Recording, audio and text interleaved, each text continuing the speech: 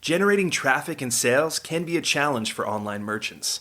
But selling on the Walmart Marketplace puts your products in front of millions of customers who shop on Walmart.com. And right now, sellers who join Walmart Marketplace can save up to 50% on referral and fulfillment fees for the first 90 days. So get started today. Head over to marketplace.walmart.com/savings. That's marketplace.walmart.com/savings. Welcome to E-Commerce Conversations, a podcast by Practical E-Commerce. What is going on, Internet? Eric Bandholz back again with another E-Commerce Conversations. Hope all is going well on the other side of the Internet. On the other side of the Internet from me, the friendliest guy in DTC, Jon Shanahan of Stryx. Welcome. Great to be back, Eric. Yeah, this is episode number 2. When was the last time you were on air? I feel like it was summer of 2020, around there. That long ago, really? Like over a year? Yeah. Coming up almost 2 years. It's crazy. 2 years. So you guys are still in business? Yeah, we're still running. We're doing okay, which is nice. I mean, I think nobody is avoiding some of the issues around the paid media space and the changes there, but you got to keep evolving. Yeah, I mean, in the past 2 years, it's been an interesting time. You and I have chatted a few times off the microphone, and it's been fun to listen to your, for lack of better terms, like problems and hurdles that you guys are going through. Why don't you give a quick recap for what Stryx is for those who didn't listen to the first podcast and what you guys are doing and how you're progressing in the marketplace? Sure. Yeah, you could almost say it's my naive, wide-eyed optimism. So Stryx, we are trying to be the first men's beauty brand. We're building cosmetics and skincare for men and normalizing that. Last time we talked, I think it might have been right after we went live in CVS. So we launched in 2019, started as DTC only, went into CVS, 2,000 doors in 2020. And part of why I said it would be great to come back on today is that by the time this episode goes live, we will be live in 950 doors in Target in their men's world, sitting alongside shelves right next to great brands like Beard Brand. Yeah, we're going to be Target shelf buddies pretty soon, man. That's exciting. Congratulations on getting into the space. So how does that happen? Are you cold calling? Are you smiling and dialing? Or is Target coming to you? No, it's definitely a lot of smiling and dialing. And what's been interesting is there's so many retailers that want to court more men. And so there's a lot of interest in the space. They want to figure it out, but there's not a lot of brands that are following through on that interest necessarily. So we've talked to all the major, retailers that would carry our type of product, but they want to keep the conversation going, but they don't actually go through with it. Whereas one of the things that Target said is they said, we know that men's beauty isn't a major category right now, but we think it will be. We want to be out ahead of that. And I think that is part of, why you ended up in Target years ago, which is they could see the trend coming. They could see that beard would be important, and they want to bring in great brands that can, help to have some sort of crossover with their customer, right? They want to bring customers in. They want to have great assortment, and they're really known for that type of curation.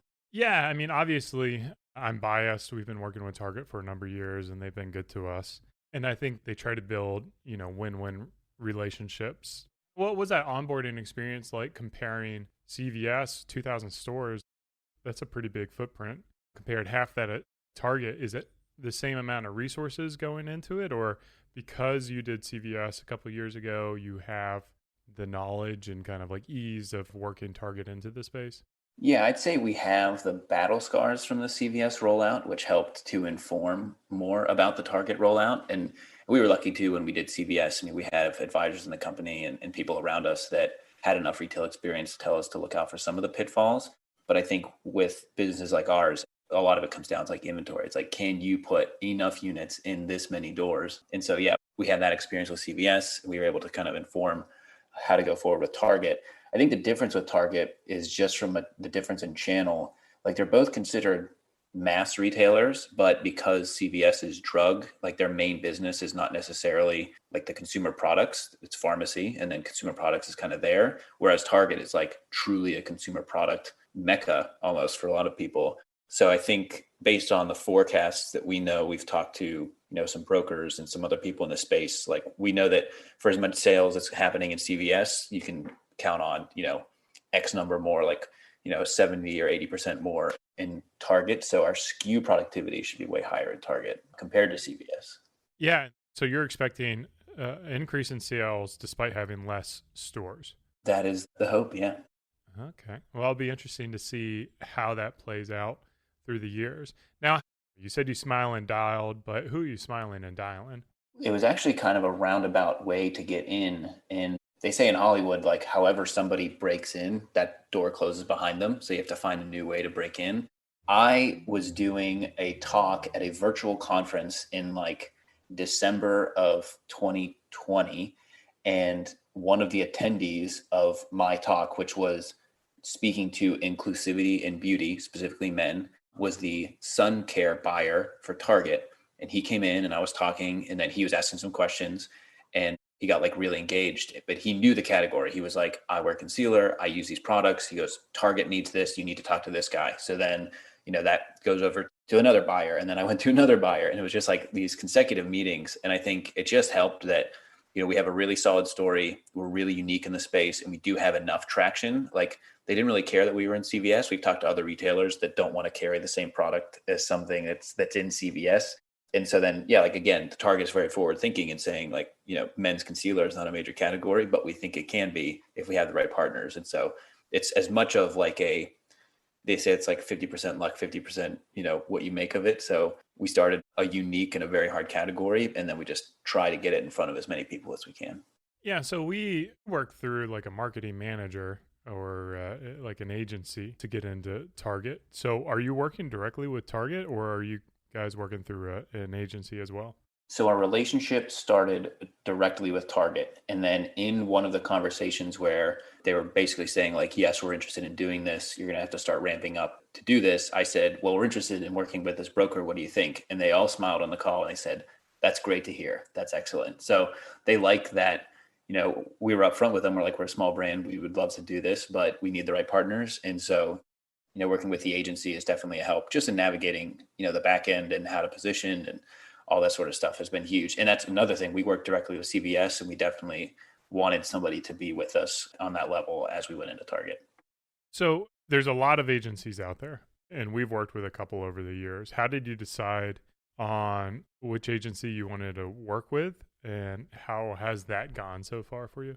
Well, we talked to you and your co-founder, and you both highly recommended the Stable agency. And we said, okay, that's good enough. And then actually 2 of our investors had worked with or known them as well. And they said, it's a really good partner. And so what's interesting is they've actually grown a lot, I'm sure, since you started working with them, but even since we started working with them.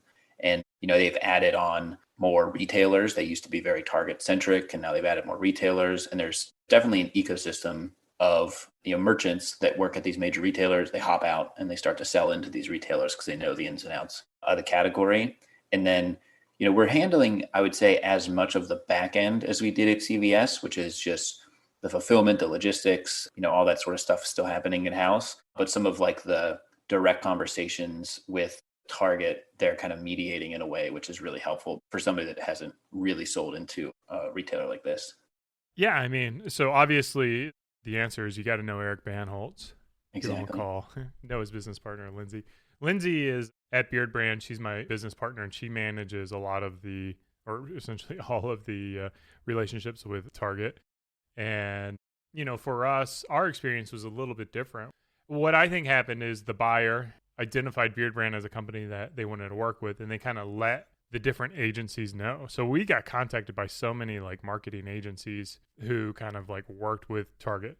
And we worked with one in the early days, and we just sold online, and that was not a very good experience for us.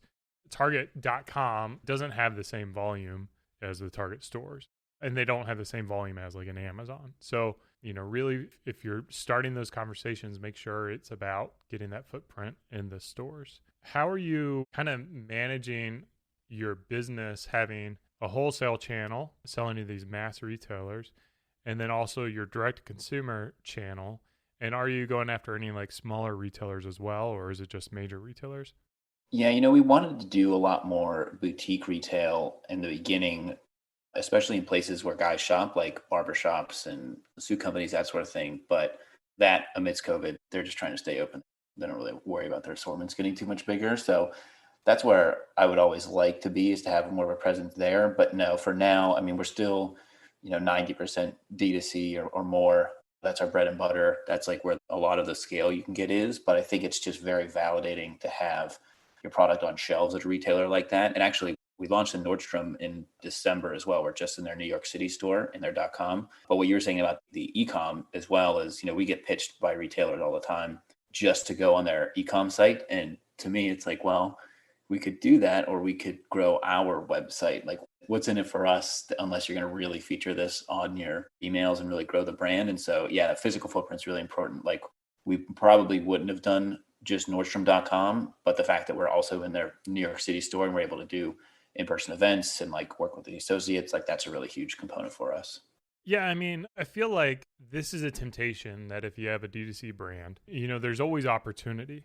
But I think once these retailers start carrying your products, then they start buying ads on it. They drive up your, Google search acquisition, and then you just have like a little more hassle here, a little more hassle there, a little more, like just shipping the orders out, but they're small orders. So as much as possible, if you can, make your .com be that hub and figure out ways to kind of like support that hub, because ultimately, I mean, that's your lifeblood as an e-commerce brand, a D2C brand. And, no Target, no Nordstrom, no Urban Outfitters, no, whatever retailer, online retailer is going to grow your business like you can on a direct to consumer. So we've almost gotten to the point where I don't think we allow any more online retailers. Like if there's going to be an online retailer, it's beardbrand.com. Yeah, I think that's a great approach. And actually, like Ju from Hero has said this, as well. And this is the way that we think about it, which is like your e-com is the lifeblood. That's where you like launch new products. That's where you really engage with the customer. And then you can take that early feedback. If you do launch a new product or something else, you can take that to the retailers. And if it's, it has its time to live in each of the channels and really continue to grow out from there. And so we definitely think about it that way. Speaking of product, what was the product strategy for Target? Was it essentially take all of our products that we're selling on .com and put them on the shelf? Or did you develop new products for them? Or did you have to change your products in any ways to be more retail friendly? We did change some packaging to make it a little more retail friendly, but we really gave them like a curated assortment. We said, based on the price points in Target, like these are going to be the products that work the best. So they're taking 7 of our SKUs, which, are concealer S4, individual SKUs based on the shades anyway. But like some of our products, like our tinted moisturizer and our SPF, I think they're too high a price for Target. I mean, they wanted to put them on the .com, but we didn't go that far. But it was really about saying like, these are the best of the best. These are also the products that you don't have in your assortment already. And so it's like our eye tool, they don't have another eye tool. They don't have a pimple patch SKU in the men's world. They definitely don't have a concealer. And so it was like, here's the products that fill your assortment that are unique to you, and they kind of fit within the Target, curation, which is still hitting a good price point for this section. Yeah. And what kind of changes did you make from a packaging standpoint? So this will be the 3rd iteration of our packaging. We had like an initial signature D2C packaging, which is very like Apple inspired, very cardboard heavy, but it did not talk about the product at all. It was a very cool design. I think you saw that early on. And then we moved to something that's a little more graphical, and it shows like what the product is. It shows use cases, all that sort of thing. And then for the products that we were launching just to e-com, we had a very basic like black and white packaging. And so when we redesigned that on our eye tool specifically for Target, we made it match the concealer tool. It's full color. It has a little bit more about what it is. And so it was really about making the on-shelf presentation look really solid versus, just something you'd receive and open up at home. I think, this is one of the challenging lessons as a D2C first brand is like, it really is a completely different shopping experience. Like when you go to beardbrand.com, you just see the products. It's only Beard Brand. It's, you have different Beard Brand options and you learn about the brand. So you have a lot of information. Then maybe there's videos on there. You know how to use the product. And so you don't have to really focus on that like secondary packaging or the boxes or anything like that.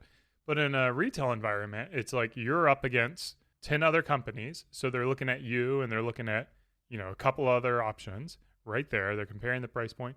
And if you're not, really conveying all those things that you convey on the website, on the product packaging, like you're really at a disadvantage. So it's really challenging, I feel like, for brands that tend to be minimalist, like your packaging was early on, like Beard Brand's packaging was really on. You really have to put that marketing information on that packaging to stand out. I think, like in my opinion, but No, I agree. And we were really heavy in our conversations that we needed like on shelf display fixture to talk about what this is. One of the learnings from CVS is like, if you just put this on the shelf, most guys are going to pick up a concealer. But if you show, hey, it instantly covers this thing, that's huge. And so we designed a fixture. They're super expensive. I was even trying to sneak in a QR code. I was like, trying to work with their in-store marketing team to say, how do we get a QR code that can even take you to target.com to just show, help with the shade selection, help with the tutorials, that sort of thing. They shot down the QR in the end, but we have a pretty cool, full color graphic fixture that's going to be going up in all of our displays, which is exciting. Yeah, I would imagine like with a product like your concealer tool too, the box is so small, right? Like you just don't have the physical space to be able to put that information on there. Right. Yeah. So we talked about a little bit of other challenges you've had this year. I don't know if you kind of want to branch into that or not, but from an online perspective, has TikTok still been a good channel for you? Still the best. Yeah. With a number one with a bullet for sure. Okay. How are you tracking that? Is it just through like UTMs on a link? Well, we can definitely see it in our paid. So we compare like paid metrics across all the platforms, but then there's a one-to-one correlation when I have a video that goes viral at all. Like let's say over 100,000 views, then, we can see a sales lift. And that's kind of like the dark matter, unattributable necessarily, but you can see on the days where, this video had 200,000 views, sales were up. And then we do track like TikTok code usage. And that's another way that we look at it. And then anytime we post-purchase survey and we say, how did you hear about Stryx for the first time? I mean, TikTok is huge on that. So that's been our challenge, is to diversify. Yeah. Now, you've also dealt with some kind of like negative social media conversations, for lack of a better term. Has that been something that kind of like, what do they say? Iron sharpens iron. You've been able to kind of level up, or is this something that's still holding you back? It did for about a month, and then we've been, pretty much moving on from there. Luckily, it was not a major issue. I mean, our biggest concern was retail partners. We had just launched in Nordstrom. We were going to Target, and some of these retailers could bend to social pressure, but we were assured actually by our merchandising that was like, look, unless there's like actual merit to some of these things, then you're fine. Yeah. So for the listeners who aren't familiar, Jon ran into like a little bit of just, a social media back and forth with an influencer who didn't speak highly of the product, I should say. So it was kind of like dealing with a little bit of like, social backlash, I guess. And I know like, I think this is really interesting because especially in today's environment, there's just this like fear of cancel culture. And you wouldn't think that you would get it, Jon, because you're like the friendliest guy in DTC. And I feel like you just want to help people out, but it's almost like an indication that it can happen to everyone, even to brands who are trying to be more inclusive. I don't know, like, man, I feel like it took a pretty big toll out of your mental psyche when you were going through it. Oh yeah. It was probably the worst week of my life right after, my dad went through some stuff. So yeah, I mean, it was not a lot of fun, but when you talk about like the social backlash, I mean, anybody can look bad when they're painted in incorrect context online. And I think that's part of the challenge is like, you can only be so careful. I mean, I know you got a lot of shit for when you said you don't take your shoes off in people's houses. And it's like, Yeah. It's like you can bring it on yourself too. So No. Hey, you're misrepresenting what I said. Jon, I did not say that. Follow the house rules. Yeah, well, I said it's rude to ask people to take their shoes off in your house. Okay. There's a slight difference. I will take shoes off in houses that require shoes to be taken off, just to set the record clear. Okay, good. Yeah, I mean, I think it's like, how long did it take for that to blow over? Like, was it something that you kind of, what was the lesson learned there? Do you think you should have just shut up and let it, blow over? Do you think you should address it? Do you kind of tackle it head on? The lesson learned was, and we actually hired like a crisis PR guy, like right off the bat, and it really was to shut up. And what he said, which was really helpful, was you have to kind of evaluate like the noise level. And if it crests, like it's a wave, it's like, if it's going to break, it's like you have to kind of evaluate it like you're surfing. And I think that part of the better thing with that whole situation was it really only stayed within Instagram and only online. It did not really cross over into like news or blogs or media. And like, it was, we addressed it immediately and we said, here's the actual situation. what it was posted was not accurate to reality. And we did that, as best that we could and as quickly as we could, and then just kind of, lay it low. And part of it was, don't give that issue a platform. It's like, if you put that on your own platforms, that amplifies it in a way that, right now it's kind of isolated in this small area. And so definitely learned a lot from that. I could definitely help anybody. Did you post as like a story, so it had like a 24-hour feed, or was it like on your news feed so you can still see it now? Or how did you convey that message or get your word out? It was that we did a post on our site, which is like it's like public letter to address it, but we actually didn't even post it directly to any of our social accounts. Like, I was ready to make a TikTok about it and like refute all the things, but like, that doesn't make you look better necessarily. I think if it got to a certain point, you'd have to go there. But then I also like posted on my own personal Instagram and just said, this is, a bit of an apology on there, because you do want to make sure you address it and just don't be completely silent. Yeah. So did you turn off comments on your feed as well, or delete them? We definitely had to delete some comments. There were some very inappropriate comments on most of our stuff for a while. Yeah. And so you just kept an eye on the comments coming in for a while, deleted all the trolls and the haters. And then in 2 weeks time, it kind of blew over and you're just back to business as normal. I also had to file a police report for the death threat that I received. And my local police have been following up on that. But other than that, it was about 2 weeks, and then, kept going from there. And luckily we're still here. I think you're the first guest who's ever had a death threat. I hope I'm the last. Yeah. I hope you're the last as well. What does that look like? Everyone's anonymous on the internet. Did you know who it was? Was it? No. And in the midst of all the messages that we were getting, somebody found my personal Instagram, took a screenshot of a picture of my family with my kids, and said, I don't know. I filed a police report on it, but it was something horrible to wake up to. And then because we were dealing with so many comments, I just like reflexively deleted everything. And so now they're trying to, subpoena Facebook to get the actual Instagram DM so they can pursue it a little further. So, man, that's crazy. Yeah. If you're ever angry on the internet, I would probably highly recommend that you don't make death threats. It's I agree. Not really a good. It ruins someone's day. I'll tell you that. Or the whole week. Yeah. I've been creating content for 10 years. And you're a content creator, so you tend to see everything. I think for me personally, like if you attack me, it doesn't really bother me. But once you start attacking my team members or especially my family, then that's when like you really get defensive, for lack of better terms. Or for me, I kind of get into that, like lion dad, protect the tribe, protect the pride kind of thing. Like just don't mess around. So it sounds like you kind of went in that mode as well. Yeah, absolutely. What does this do, going back to getting into Target? I assume there's a large PO because you're getting into 900 plus stores all at once. How do you manage, your cash flow for that to be able to acquire enough inventory? And then, how do you make sure, like, if it's not successful in Target, that you essentially don't go out of business and lose all your money on chargebacks or whatever it may be? Yeah, I think that's the multi-million-dollar question, is the cash flow management.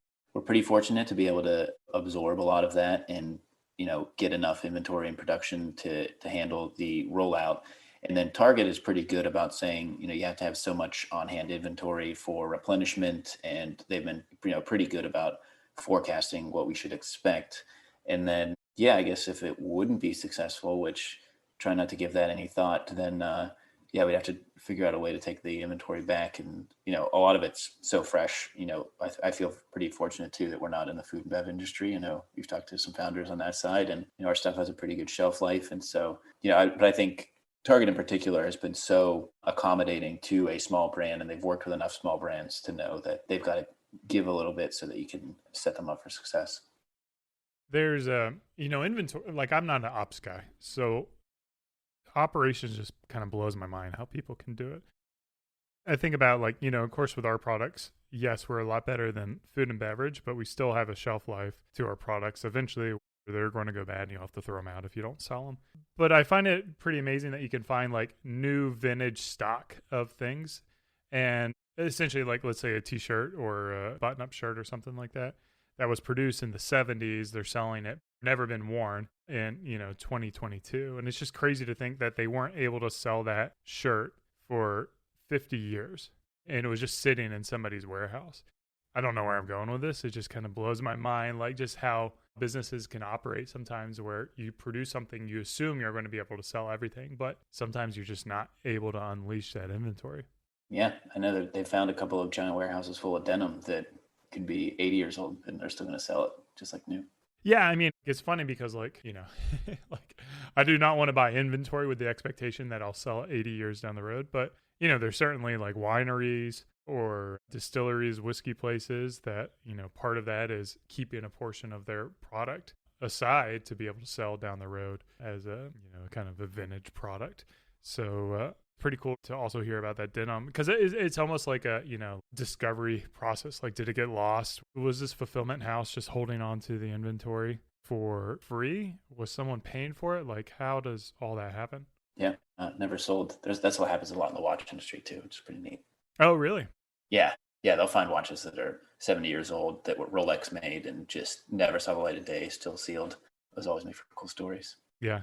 So after you launch in Target, you've got CVS, you got DTC, like what's next for you guys? I mean, are you able to even think that far forward, or is it just hands on the ground, feet on the ground, working on getting all this launched? I really feel like March 6th is some kind of like drop dead date. It's like everything is coming up to like, all right, make it a smooth launch and then really start to drive awareness and traffic around there. And because, if we can be successful in Target and, go from there, and we can even, get close to a more even split of D2C and retail, then that would be huge for us. We can grow the team and continue to get new products and really expand from there. So a big thing for you is you're going to be spending marketing efforts promoting the products at Target. I mean, we had hundreds of thousands of views on TikTok organically around the CVS launch. And if I can get even close to that again for Target, then yes, that would be great. Okay.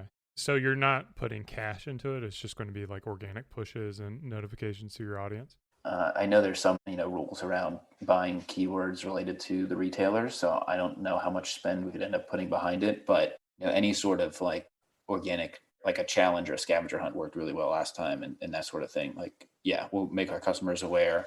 And then there's also ways to just say like, hey, if you want to buy this product, find it in your local Target on our site. And like, I'm happy to have people find it faster and locally than wait for shipping. What was interesting? You'll have to listen to my Moise Ali podcast with Native Deodorant from a year ago or so. But he was talking about his Target experience and how if they saw some stores that were not performing to expectations, they would buy like geo-targeted ads on Facebook to people in that area, trying to drive, awareness to that audience, to the Target store. And he would see like an immediate boost to those Target locations by doing that strategy. So I thought that was a pretty interesting tactic to kind of have in your back pocket if you ever need to, level things out or get things performing to Target's expectations.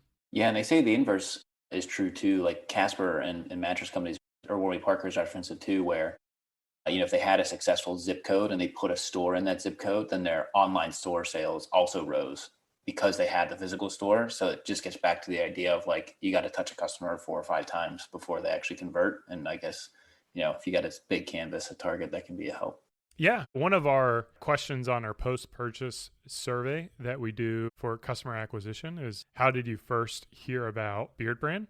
And we have like brick and mortar stores as one of those options for people. And that's driving probably about 8% of our customer acquisition is through that brick and mortar. So it's almost like a great customer acquisition channel as well to be able to, market your product in front of people. Yeah, and I think that's the ultimate hope, right? Is that a guy picks up a concealer tool, likes the brand, and then, Googles it or goes to the social handle on the box and then, picks up other products. And so that's the ultimate. Yeah. So like you said, get it in front of your customers no matter how you can do that.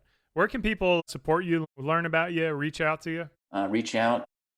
If you send me a LinkedIn message and you don't say you're going to give me a 12 ROAS, then I'm happy to accept. And Stryx official on pretty much every social platform. And then I've been tweeting more for my personal Jon Shanahan account. That's where you can see me in Eric's replies. Yeah.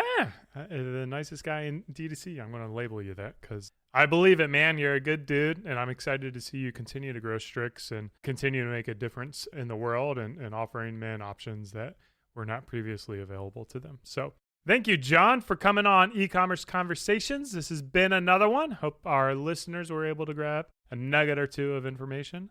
Cheers, and keep on growing.